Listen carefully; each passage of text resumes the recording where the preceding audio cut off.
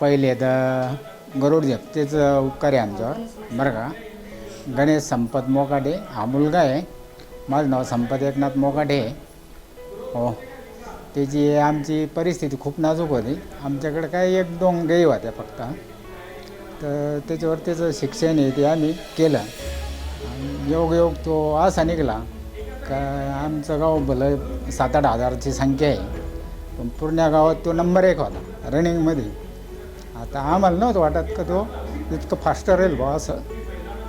तर इथं गरुड झेपमध्ये आल्यावर त्यांनी म्हणजे सगळ्या सरला यांना त्यांना सगळ्याला म्हणजे आवडला. तो उलशी होता नाजूक, सगळे पोरं हायफाय होते. पहिले तर गरुड झेपचेच उपकार आहे आमच्यावर.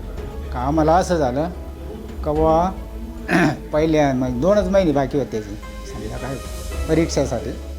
तर मग तो इथं आणला मी. तर ती ताई मला म्हणे म्हणजे 6वाच महिना राहिला होता दिवाळीला. ती ताई मला म्हणे सुट्टी भेटणार नाही. म्हटलं चालेल. म्हणजे माझ्याच मनाजवळ झालं ना 2 महिन्यात सुट्टी भेटणार नाही म्हणजे याचे दिवस वाया जाईल. मग मी त्यांना म्हटलं चालेल. म्हटलं तुम्ही माझ्या मनाजवळ बोलला नाही घेणार म्हटलं सुट्टी.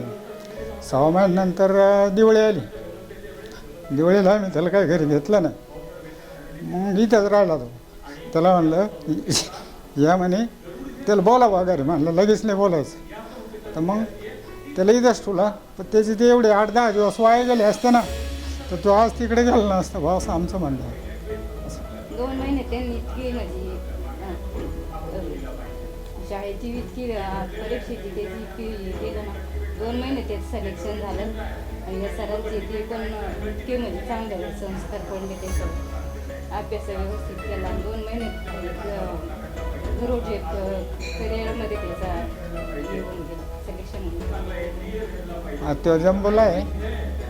तो काही येऊ शकत नाही आज सध्या. त्याच्यामुळं मग आम्ही दोन्ही आलो.